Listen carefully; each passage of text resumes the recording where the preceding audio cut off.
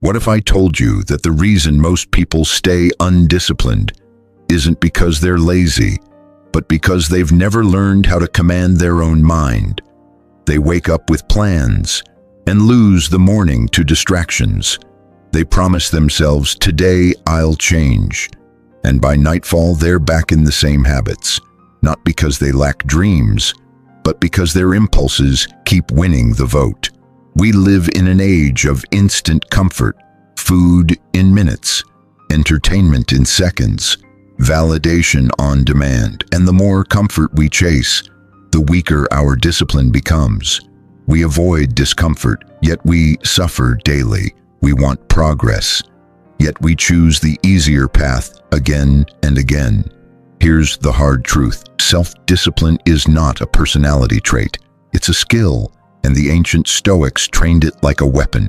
Marcus Aurelius, a Roman emperor who lived through war, plague, betrayal, and pressure most people couldn't survive, wrote, "You have power over your mind, not outside events. Realize this, and you will find strength." That isn't just a quote. That's the foundation of unbreakable discipline. Because the moment you stop trying to control the world and start mastering yourself, you become dangerous in the best way. In this video, we're diving into 12 Stoic principles that build unbreakable self-discipline. Not motivational fluff, not pretty words. Real Stoicism, battle-tested, painful, and powerful. But before we begin, I need you to treat this differently. Don't listen like this is background noise. This is training. If you're serious about becoming disciplined, do this right now. Like the video. Drop a comment as we go, especially when a principle hits you, and do not skip, because one missed principle might be the exact one you'll need on the day your mind tries to quit. Let's begin. Principle number 1. Master the morning by mastering your judgment. Each morning before the world demands anything from us, a quiet battle has already begun. It is not fought in the streets or in conversation, but in the unseen space between waking and reacting. This is where self-discipline is either born or abandoned.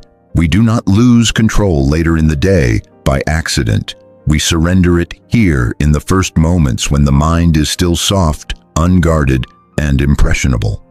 If we rise without intention, the day rises against us. If we rise with command over our judgment, the day bends. We often believe discipline is about forcing action, pushing harder, doing more, resisting temptation through sheer effort.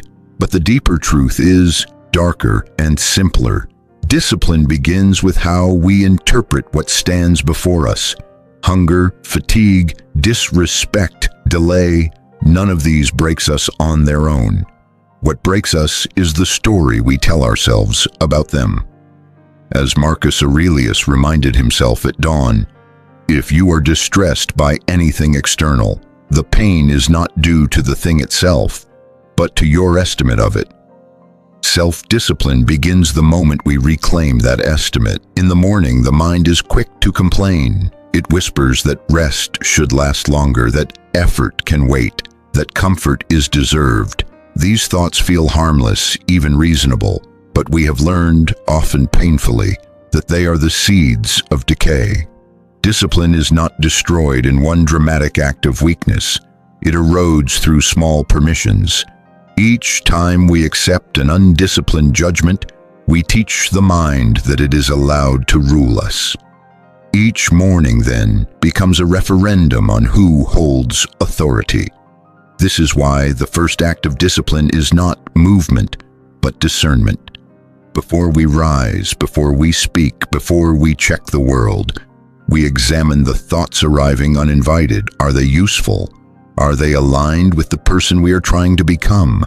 Or are they merely old habits disguised as truth? Epictetus was unrelenting on this point. It is not things themselves that disturb us, but our opinions about them. To master the morning is to stand guard over those opinions. We learn to pause, not long, just long enough, to separate sensation from meaning. The body may feel heavy, but heaviness is not a command. The mind may feel resistant, but resistance is not a verdict. Discipline grows when we refuse to confuse feeling with obligation. We say quietly, but firmly, "This feeling is noted, but it does not decide." In that sentence lies the difference between a reactive life and a deliberate one. Destructive emotions thrive in unexamined judgment. Anger arises when we label inconvenience as injustice. Fear grows when uncertainty is mistaken for danger. Laziness spreads when effort is judged as suffering. Each of these judgments feels automatic because we have rehearsed them for years. The morning is our rehearsal space for something new. We replace the old judgments with truer ones. This is difficult, not unbearable. This is uncomfortable, not harmful. This is effort, not punishment. Self-discipline, then, is not cold repression. It is intelligent alignment. We do not crush emotion, we contextualize it. Seneca warned that no man is more unhappy than he who never faces adversity, for he is not permitted to prove himself. In the morning, we remind ourselves that challenge is not an interruption of the path. It is the path. Discipline becomes easier when we stop resenting what strengthens us. As we practice this daily, something subtle changes. The mind becomes less dramatic. Triggers lose their sharpness. We no longer feel compelled to obey every impulse simply because it speaks loudly. This is emotional resilience in its purest form, not numbness but sovereignty. We still feel frustration, fatigue, and desire, but they no longer hold veto power. We have trained ourselves first thing each morning to ask, "Is this within my control? And if it is, am I willing to act with virtue anyway?" Modern scholars echo this ancient discipline in contemporary language. Cognitive control, emotional regulation, delayed gratification. These are not new discoveries but rediscoveries. They point back to the same inner lever the ancients pulled: judgment. When we discipline our interpretation of events, behavior follows naturally. Willpower stops feeling like strain and starts feeling like alignment. We are no longer fighting ourselves. We are guiding ourselves. So each morning before the world touches us, we return to this first principle. We do not ask for an easy day. We ask for a clear mind. We commit together to rule our judgments before they rule us. This is how unbreakable self-discipline is built, not through force, but through clarity. And when clarity becomes habit, no external chaos can dismantle the order we have established within. Principle number 2, make peace with discomfort and use it as your training ground. Each morning after judgment has been reclaimed, we meet the next test of self-discipline, discomfort. It arrives quietly, often disguised as inconvenience, reluctance, or resistance. The body feels stiff. The mind feels slow. The path ahead feels heavier than it did yesterday. This is the moment where many retreat, not because they are incapable, but because they have quietly decided that comfort is a right. Unbreakable self-discipline begins the day we revoke that belief. We were never promised ease, yet we wake each day surprised when life demands effort. This surprise weakens us. It creates friction between reality and expectation, and that friction breeds resentment, avoidance, and excuse. Long ago, Marcus Aurelius warned himself, "Begin the morning by saying to thyself, I shall meet with busybody, the ungrateful, arrogant, deceitful, envious, unsocial." Not as pessimism, but as preparation. Discipline strengthens when we expect resistance instead of resenting it.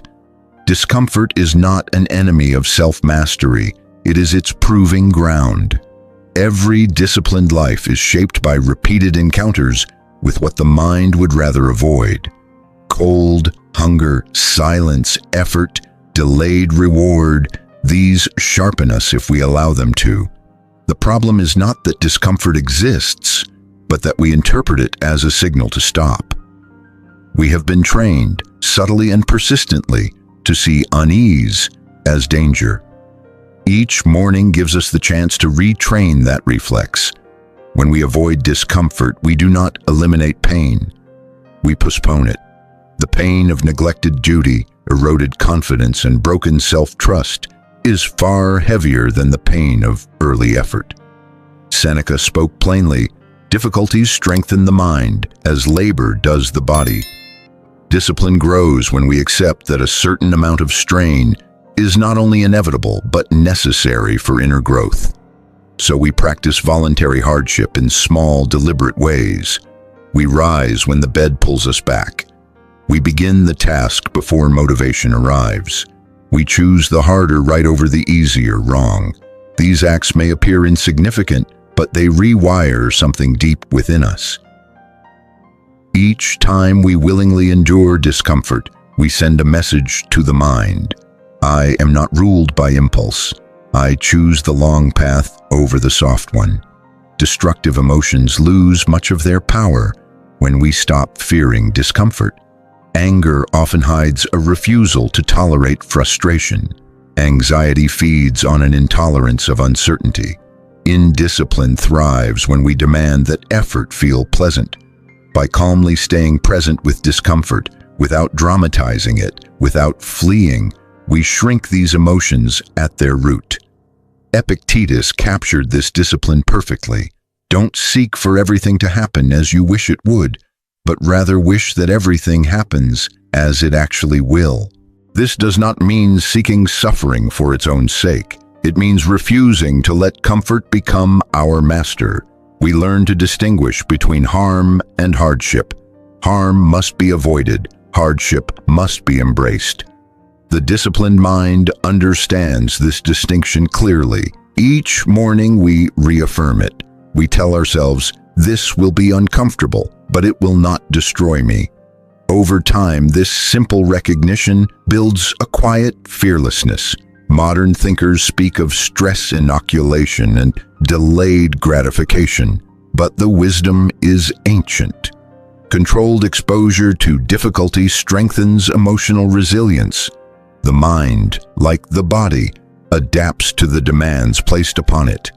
When we consistently choose the disciplined response in moments of mild discomfort, we prepare ourselves for greater trials. What once felt unbearable becomes manageable. What once required force begins to require only habit. Something profound happens when we stop negotiating with discomfort. The inner dialogue changes. Complaints soften. Resistance weakens. We no longer ask, do I feel like doing this? We ask, is this aligned with the person we are becoming? This shift marks the transition from fragile motivation to stable discipline. Our actions are no longer hostage to mood. So each morning, we step willingly into mild difficulty, not with bitterness, but with resolve. We accept discomfort as a teacher, not a punishment. In doing so, we reclaim a strength that cannot be outsourced, delayed, or taken away. This is how self-discipline becomes unbreakable, not by avoiding pain, but by learning to walk calmly through it. Principle number 3, anchor your discipline to duty, not mood. Each morning confronts us with a subtle lie, that our willingness to act should depend on how we feel. The body checks its temperature. The mind scans for enthusiasm. If energy is low or motivation absent, we delay. This habit feels reasonable, even humane, but it is the quiet enemy of self-discipline. An unbreakable life cannot be built on moods, because moods are weather. They shift without permission. Discipline begins the moment we decide that duty, not feeling, sets the agenda. We learn early that feelings are persuasive. They speak with urgency and familiarity. Fatigue insists on mercy. Boredom demands novelty. Frustration calls for retreat. When we obey these voices, we do not feel free. We feel briefly relieved, and then later, diminished. The ancient reminder still cuts through the noise. Do what needs doing regardless of inner weather. Marcus Aurelius wrote to himself, "You don't love yourself enough, or you'd love your nature too and what it demands of you." Duty, rightly understood, is an expression of self-respect. Duty is not oppression, it is alignment with purpose. When we wake, our responsibilities are already waiting. Quiet, patient, indifferent to our excuses. To postpone them until we feel ready is to grant our emotions veto power over our values. This is how self-trust erodes. Each time we delay what we know must be done, we fracture our inner authority. Discipline repairs that fracture by restoring a simple order. Values command, emotions advise. There is relief in this order. When duty decides, the endless internal debate ends. We no longer bargain with ourselves at the edge of action. We move, and movement paradoxically often reshapes mood. Energy follows action more reliably than action follows energy. Seneca observed, "Cease to hope and you will cease to fear." In the same spirit, cease to wait for motivation, and much of your resistance dissolves. Each morning becomes a rehearsal of this truth. We rise not because we feel inspired, but because rising is required. We begin the work not because enthusiasm is present, but because the work is ours. Over time, this practice builds a steady confidence. We no longer ask the mind for permission to act. We inform it of the plan. This quiet authority is the backbone of self-discipline. Destructive emotions lose leverage when duty is clear. Anxiety thrives in indecision. Anger flares when expectations collide with reality. Laziness grows when purpose is vague. Duty sharpens purpose. It answers the question, what must be done now, and renders many emotional distractions irrelevant. Epictetus insisted on this clarity. First say to yourself what you would be, and then do what you have to do. Identity precedes emotion. This does not mean becoming mechanical or unfeeling. It means refusing to confuse feeling with truth. Feelings are data, not directives. They report conditions. They do not set policy. When we anchor ourselves to duty, emotions regain their proper scale. They are felt fully, but they are not obeyed blindly. In this balance, emotional resilience is born. Modern psychology echoes this ancient stance under different names: behavioral activation, value-based action, commitment over mood. The insight is unchanged. Action aligned with values stabilizes the inner world. When we live by duty, we experience fewer emotional extremes, not because life becomes easier, but because we become steadier. The mind stops swinging wildly between desire and avoidance. Over time, something unexpected occurs. Mood begins to follow discipline. Pride replaces guilt. Calm replaces agitation. Confidence replaces self-doubt. Not because emotions were suppressed, but because they were guided. We discover that freedom is not doing what we feel like doing. It is doing what we decided matters, even when feeling resists.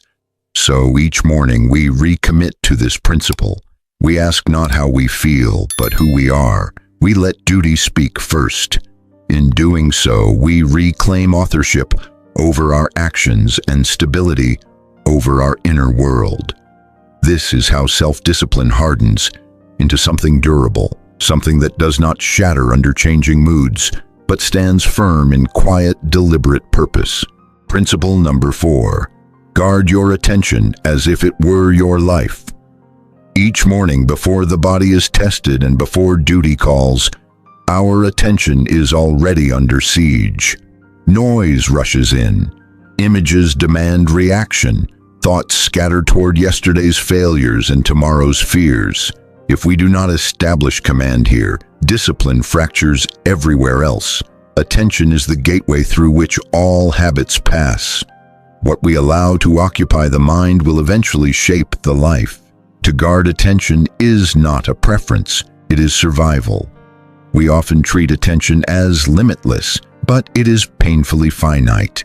Every careless glance, every unnecessary argument, every indulgent distraction drains a resource we cannot replenish. Long ago, Marcus Aurelius reminded himself, "You have power over your mind, not outside events. Realize this, and you will find strength." That power is exercised not in grand gestures, but in the quiet refusal to let the mind be dragged wherever impulse points. Self-discipline collapses when attention is undisciplined. We may have noble goals and strong intentions, yet if the mind is constantly hijacked, action becomes erratic. Anger thrives on fixation. Anxiety feeds on rumination. Desire grows when images are replayed without restraint. Each destructive emotion begins as a misdirected focus. The morning gives us the first chance to correct this trajectory, to decide deliberately what deserves space in our inner world. This requires vigilance, not force. We do not need to wrestle every thought to the ground. We need only decide which thoughts earn continuation.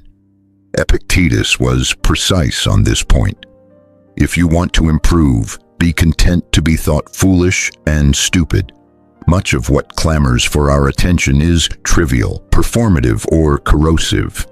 Discipline grows when we let such noise pass without engagement. Each morning we practice selective blindness. We turn away from what inflames ego, envy, or resentment. We turn toward what strengthens judgment, patience, and resolve.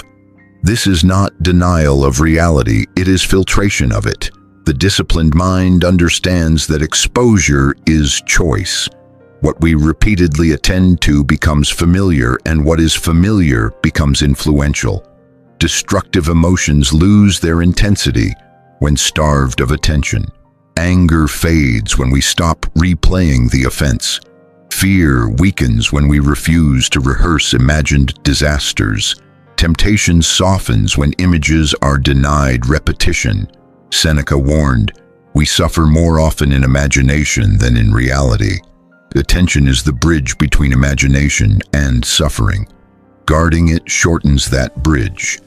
This discipline is tested relentlessly. The world profits from our distraction. It rewards outrage, comparison, and constant stimulation. To guard attention is to swim against a powerful current. But this resistance is precisely what forges inner strength. Each time we reclaim focus, we reinforce a quiet confidence.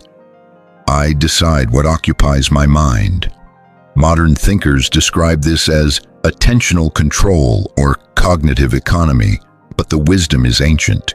Where attention goes, energy follows. Where energy flows, character forms. When attention is fragmented, discipline splinters. When attention is unified, action becomes clean, efficient, and calm. We stop exhausting ourselves with inner noise and begin moving with purpose. Over time, the benefits compound. The mind grows less reactive. Silence becomes tolerable, even nourishing. We notice more, but engage less impulsively. This restraint is not emptiness, it is clarity. By choosing focus, we choose peace. By choosing peace, we preserve the strength needed for duty. So each morning we stand watch. We do not let the first hour be stolen. We decide what we will think about, what we will ignore, and what we will carry forward into action. This guardianship of attention is the unseen backbone of unbreakable self-discipline. When the mind is protected, the rest follows. Principle number 5. Accept reality without resistance. Then act with precision. Each morning confronts us with reality exactly as it is, not as we would prefer it to be. Circumstances remain unchanged by our wishes. The body wakes with its limits. The world continues its motion, indifferent to our plans. Self-discipline falters when we begin the day in quiet rebellion against these facts. Strength begins when resistance ends. We do not gain power by denying reality. We gain it by meeting reality clearly and responding well. Much of our inner suffering comes not from what happens, but from the friction between expectation and fact. We wanted ease. We meet difficulty. We expected fairness. We encounter delay or disregard. This gap breeds frustration, bitterness, and loss of focus. Long ago, Marcus Aurelius reminded himself, "Accept the things to which fate binds you, and love the people with whom fate brings you together." Acceptance is not surrender. It is the removal of useless struggle. When we resist reality, energy leaks away. The mind argues with what cannot be changed, replaying complaints instead of preparing action. Discipline weakens in this state because clarity is lost. We become reactive rather than deliberate. Acceptance restores order. It says, "This is the situation. Now, what is required of me?" That question alone dissolves much emotional chaos. Acceptance is often misunderstood as passivity. In truth, it is the precondition for effective action. We cannot act well on a distorted understanding of the moment. By facing facts without embellishment or resentment, we regain precision. Epictetus was unambiguous. Do not seek for events to happen as you wish, but wish for them to happen as they do happen, and your life will go smoothly. Smoothness here does not mean ease, it means alignment. Each morning offers practice in this discipline. The schedule may be tight, the task may be unpleasant, the conditions may be imperfect. Instead of resisting, we name them plainly.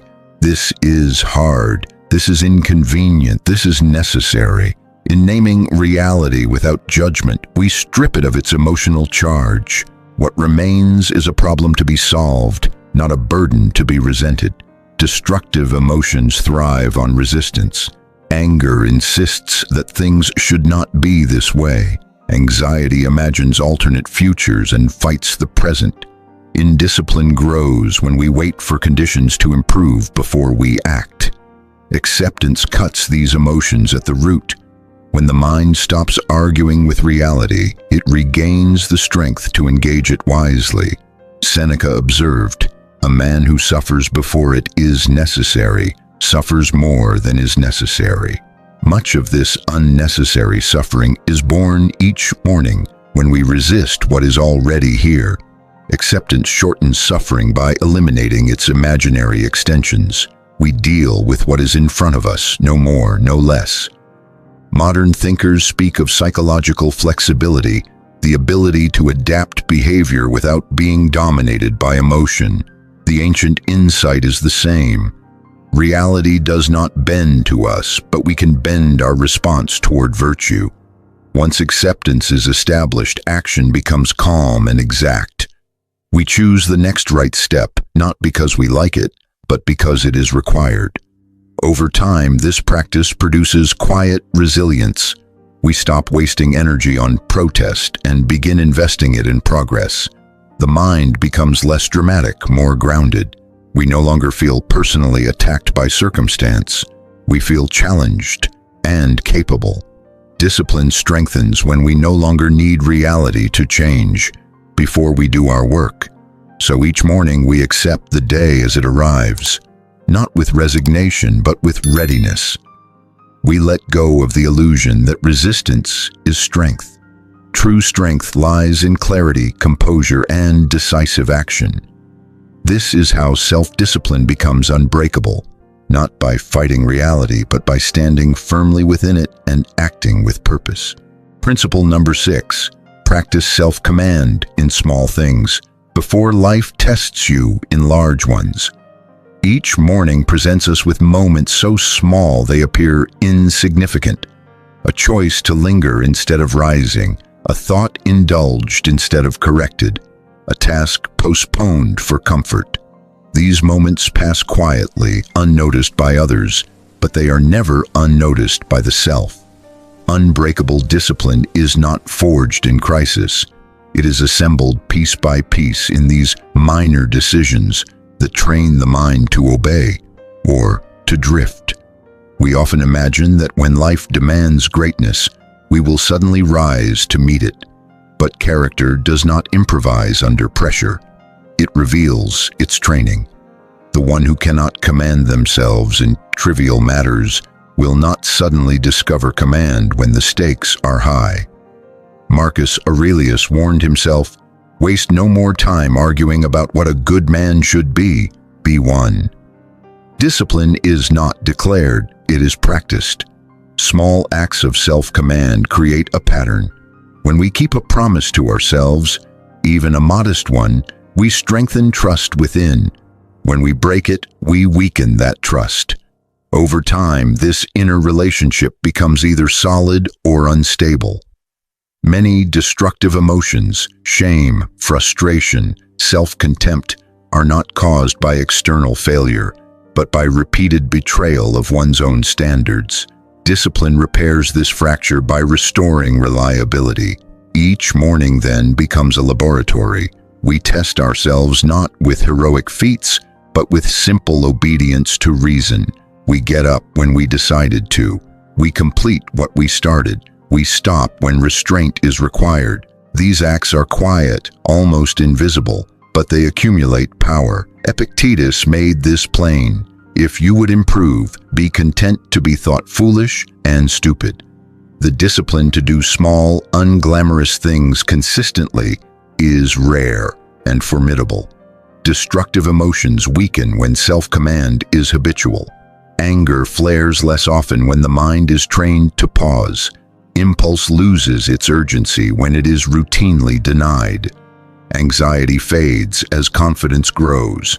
Not confidence in outcomes, but confidence in one's ability to respond well. Self-command creates emotional stability because it removes the chaos of inner inconsistency. We must be careful not to despise small discipline as trivial. Small disciplines are the scaffolding of great strength. Seneca observed, "He who is brave is free." Bravery begins with mastery over oneself, and mastery begins where temptation is easiest to excuse. Each time we say no when it would be easy to say yes, we rehearse freedom. Modern language calls this habit formation or self-regulation, but the ancient insight is sharper. The soul is shaped by repetition. What we repeatedly permit becomes our character. What we repeatedly resist becomes our strength. When we allow small lapses without correction, we normalize disorder. When we correct them calmly, we normalize command. This practice is not harsh. It is respectful. We do not punish ourselves for failure. We realign ourselves after it. The disciplined mind does not collapse into guilt. It returns to principle. Each morning, we renew our standards not with grand declarations, but with quiet compliance. The goal is not perfection, but consistency. Over time, this consistency produces a remarkable effect. We begin to trust ourselves. That trust removes hesitation. Decisions feel cleaner. Emotions feel less overwhelming. We know through repeated proof that when action is required, we will act. That knowledge alone steadies the inner world. So each morning we command ourselves in the small things. We do not wait for life to test us. We train in advance. When larger trials arrive, they find us already disciplined, already steady, already practiced in obedience to reason. This is how self-discipline becomes unbreakable. Not through grand resolve, but through daily, quiet self-command. Principle number 7, remember your mortality and let it sharpen your discipline. Each morning carries a quiet truth we prefer to forget. This day is not guaranteed to repeat itself. Time does not pause for hesitation. Life does not wait for readiness. When we forget this, discipline softens. We drift. We postpone.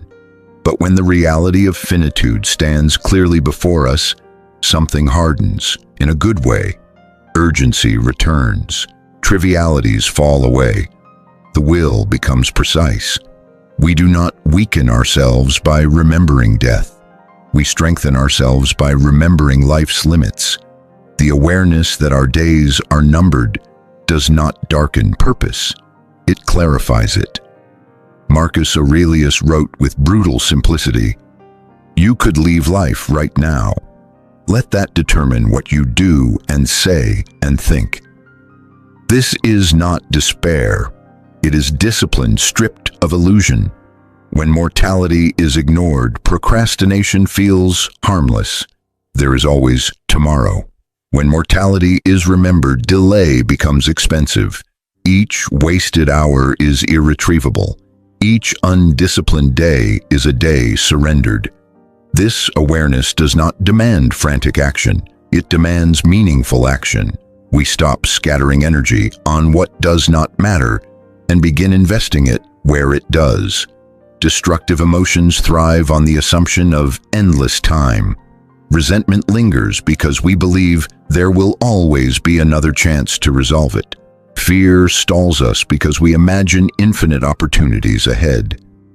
Indiscipline persists because urgency feels optional. Mortality dissolves these illusions.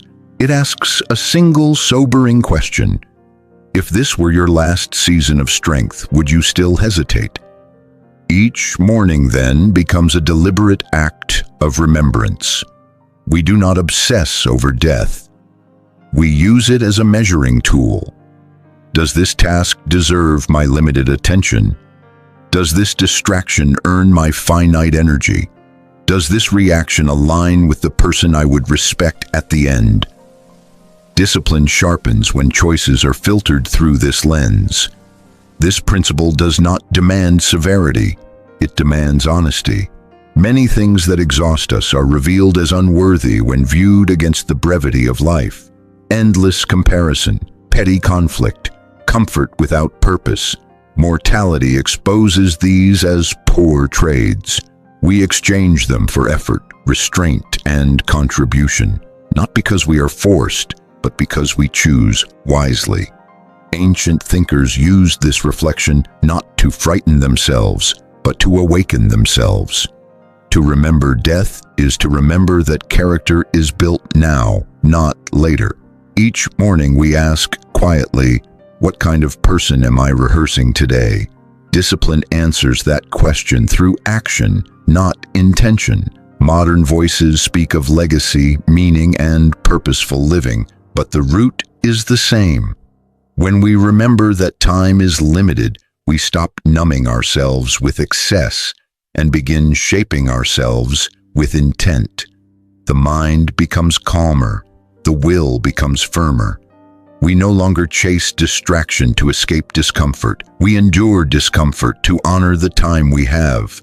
Over time, this awareness produces steadiness rather than anxiety. We stop rushing because we stop wasting time. We stop fearing effort because we stop fearing judgment. We act not loudly but decisively. Mortality becomes not a threat but a guide, pointing us toward discipline, clarity, and virtue. So each morning we remember, not morbidly but soberly. We let the truth of impermanence burn away laziness, resentment, and distraction. We choose to live this day as one that counts. This is how self-discipline becomes unbreakable, when every action is taken with the quiet knowledge that time is precious and character is all that endures. Principle number 8. Withdraw from the crowd. Rebuild yourself in inner silence. Each morning before the world presses its opinions upon us, we face a choice: to belong to the noise or to belong to ourselves. The crowd is loud, restless, and endlessly demanding. It tells us what to want, what to fear, what to envy, and what to chase. When we begin the day already immersed in this noise, discipline dissolves into imitation. To build an unbreakable inner life, we must learn to withdraw, not physically, but mentally.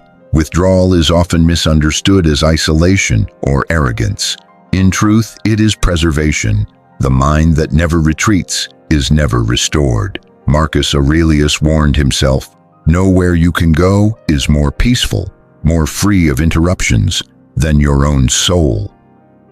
This refuge is not found accidentally. It is claimed deliberately, especially in the morning when the mind is still malleable.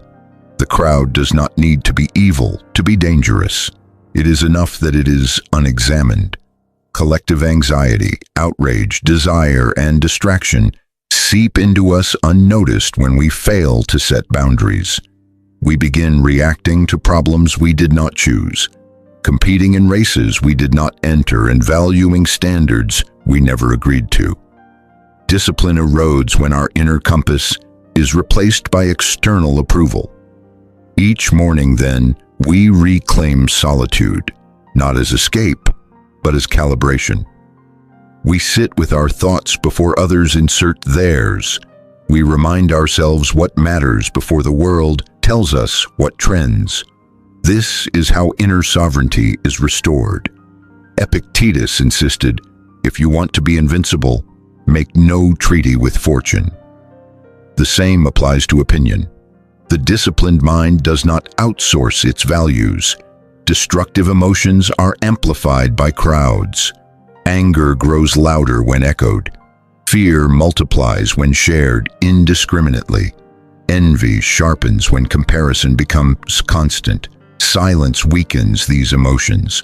When the mind is no longer flooded with external stimulus, emotional reactions lose their fuel. We are not calmer because the world is calmer. We are calmer because we are less entangled. This withdrawal is practiced in small, repeatable ways. We delay exposure to noise in the morning. We limit unnecessary input. We choose reflection before reaction.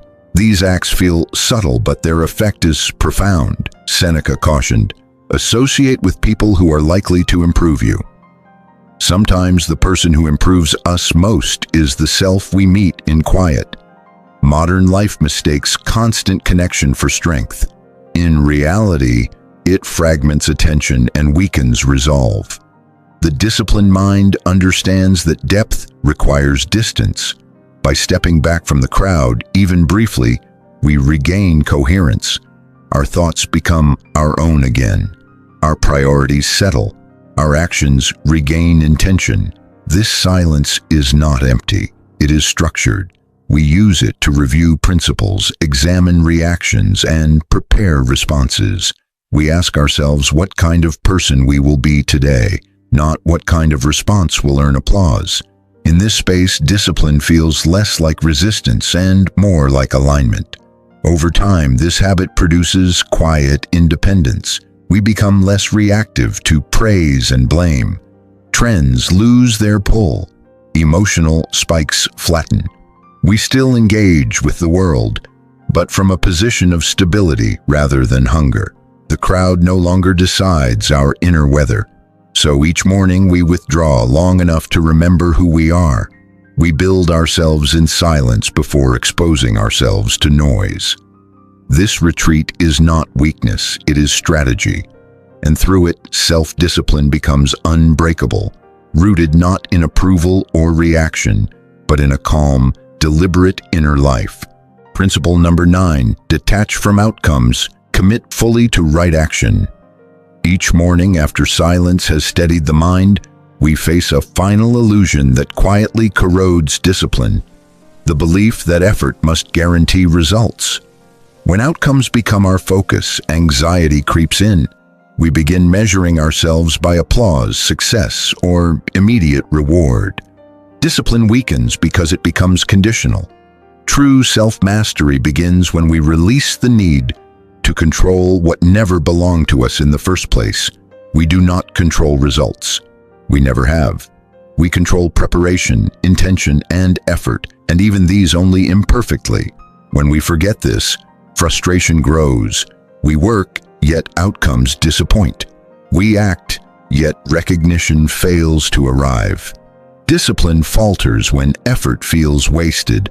Long ago, Marcus Aurelius reminded himself, "Do the right thing, the rest doesn't matter." This sentence is not resignation, it is liberation. Attachment to outcomes turns action into bargaining. If I work hard, I deserve success. If I behave well, I should be rewarded. When reality breaks this contract, resentment follows. Detachment dissolves this inner conflict. We act because action is required, not because it promises comfort. Discipline becomes stable when it no longer depends on favorable conditions. Each morning, then, we clarify our role. We are responsible for effort, not results. We prepare carefully. We act honorably. We respond with composure. What follows is not ours to command. Epictetus expressed this with precision. Make the best use of what is in your power, and take the rest as it happens. This separation is the backbone of emotional resilience. Destructive emotions thrive on outcome attachment. Anxiety demands certainty. Anger demands fairness. Disappointment demands guarantees. Detachment starves these emotions. When we stop insisting that life delivers specific results, emotional turbulence quiets. We no longer interpret obstacles as personal insults or failures as final verdicts. They become information, not identity. This discipline does not weaken ambition, it purifies it. We still strive, we still train, we still care deeply about doing our work well, but our care is clean, not desperate. Seneca warned, "It is not the man who has too little, but the man who craves more. That is poor." Detachment frees us from craving validation through results. Modern language calls this process orientation or intrinsic motivation, but the ancient wisdom is sharper. Virtue is complete in the act itself. When we align discipline with character rather than outcome, effort becomes sustainable. We stop burning ourselves out, chasing guarantees that do not exist. Over time, this detachment produces calm strength. Success no longer intoxicates us. Failure no longer breaks us. We become difficult to manipulate, difficult to discourage, difficult to distract. Our emotional state stabilizes because it is no longer outsourced to chance. Each morning we reaffirm this boundary. I will show up fully. I will act well. I will accept whatever follows. This vow removes fear from effort. It allows discipline to endure through uncertainty, delay, and disappointment. So we commit to right action without clinging to results. We release the illusion of control and reclaim the only power that was ever real, the power to act with integrity. This is how self-discipline becomes unbreakable. When effort is wholehearted, expectation is restrained, and the inner world remains sovereign regardless of outcome. Principle number 10, become indifferent to praise and blame. Let virtue be your judge. Each morning after we have detached from outcomes, another subtle threat to discipline remains, the hunger to be approved and the fear of being judged. Praise seduces, blame wounds. Both pull the mind outward, away from its center. When our actions depend on how they will be received, discipline becomes performative. To become unbreakable, we must loosen the grip of other people's opinions without hardening the heart. Praise feels like confirmation. Blame feels like rejection. Both are intoxicating because they offer shortcuts to self-worth, but shortcuts erode strength. When approval becomes the reward, we begin editing ourselves, softening our standards, delaying hard actions, avoiding necessary conflict. Long ago, Marcus Aurelius warned himself, "Be neither careless nor impatient nor arrogant, but observe how people act." Discipline requires observation, not absorption. The danger of praise is subtle. It encourages dependence. We repeat what earns applause, even if it no longer aligns with our values. The danger of blame is louder. It provokes defensiveness, resentment, or withdrawal. In both cases, attention shifts away from duty and toward reputation. The disciplined life cannot be lived on a stage. Each morning, then, we remind ourselves of a hard truth. Most opinions are fleeting, incomplete, and uninformed. They rise from moods, projections, and misunderstandings. To hand them authority over our actions is to surrender sovereignty. Epictetus was uncompromising. If you want to improve, be content to be thought foolish and stupid.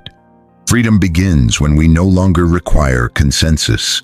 Destructive emotions feed on social evaluation. Anger ignites when we feel disrespected. Anxiety grows when approval feels uncertain. Indiscipline appears when we shape behavior to avoid criticism rather than to pursue virtue. By becoming indifferent, not hostile, but indifferent, to praise and blame, we quiet these emotions at their source. This indifference is not contempt. It is clarity. We still listen. We still learn. But we filter feedback through principle. Seneca advised, "He who is brave is free." Freedom here means acting according to reason, even when misunderstood. Discipline matures when approval becomes pleasant but unnecessary. Modern psychology speaks of internal versus external validation, but the ancient insight is sharper. Character must answer to itself. When we let virtue judge us, the inner world stabilizes. We stop oscillating between pride and shame. We measure ourselves by effort, intention, and alignment, not by applause. Over time, this practice produces emotional steadiness. Praise no longer inflates us. Criticism no longer crushes us. We move through both with the same posture, attentive, calm, unmoved. This steadiness protects discipline from distortion. We act because the action is right, not because it will be admired. Each morning, we recommit to this independence. We ask a simple question: would I do this if no one noticed? Would I still do it if I were criticized for it? If the answer is yes, we proceed. If not, we correct course. This question keeps discipline honest. So we release the need to be praised and the fear of being blamed. We let our standards, not our audience, guide us. This is how self-discipline becomes unbreakable, when character is accountable only to reason and the inner world remains steady regardless of how loudly the world reacts. Principle number 11. Turn adversity into fuel. Use every obstacle to strengthen character. Each morning, after we have loosened our grip on praise and blame, we confront a reality that cannot be avoided. Difficulty will arrive. Something will resist us. Something will disappoint us. Something will test our patience. Discipline collapses when adversity is treated as an interruption. It hardens when adversity is treated as material. The difference lies not in what happens to us, but in what we decide to do with it. When obstacles appear, the undisciplined mind asks, "Why is this happening to me?" The disciplined mind asks, "How is this meant to shape me?" That shift in question changes everything. Long ago, Marcus Aurelius carved this principle into his thinking. The impediment to action advances action. What stands in the way becomes the way. This is not poetic optimism. It is strategic clarity. Adversity exposes weakness, but it also offers instruction. Frustration reveals where patience is thin. Failure reveals where preparation is incomplete. Conflict reveals where ego still clings. If we avoid adversity, these weaknesses remain hidden and uncorrected. Discipline grows when we meet resistance honestly and allow it to refine us. Each morning, then, we prepare not for comfort, but for challenge. We tell ourselves the truth. Something today will resist me. This expectation does not drain energy, it conserves it. When resistance arrives, we are not shocked. We are ready. Emotional reactions soften because surprise is removed. Destructive emotions often arise from interpreting adversity as injustice. Anger shouts, "This should not be happening." Fear whispers, "I cannot handle this." Indiscipline pleads, "Avoid this pain." But adversity does not ask for our permission. Epictetus was firm on this point. Difficulties are things that show what men are. They do not break character, they reveal it. When we begin to use adversity deliberately, something shifts. We stop asking life to be gentle and start asking ourselves to be strong. This does not mean seeking hardship recklessly. It means refusing to waste hardship when it arrives. Each obstacle becomes training. Each setback becomes instruction. Discipline deepens because nothing is meaningless anymore. Seneca observed, "Fire tests gold, misfortune tests brave men." Discipline is tested the same way. Smooth days prove nothing, hard days prove everything. When we respond to adversity with restraint, clarity, and effort, we convert pain into strength rather than resentment. Modern thinkers speak of resilience and anti-fragility, the idea that some systems grow stronger under stress. This is not new. The disciplined soul has always worked this way. Pressure, when met with reason, compresses chaos into order. What once felt overwhelming becomes familiar. Familiarity breeds confidence. Over time, adversity loses its power to intimidate. We no longer brace ourselves in fear. We square ourselves in readiness. We know that whatever arrives will be used, not to excuse failure, but to refine conduct. This knowledge stabilizes the inner world. We stop dreading difficulty and start respecting it. So each morning, we welcome the coming test, not with enthusiasm, but with resolve. We do not ask for an easier path. We ask for the strength to walk the path well. This is how self-discipline becomes unbreakable. When adversity no longer weakens us, but sharpens us again and again into something steady, capable, and formidable. Principle number 12, live each day as a complete life. Finish well without regret. Each morning brings us to the final discipline, not because it ends the work, but because it completes the circle.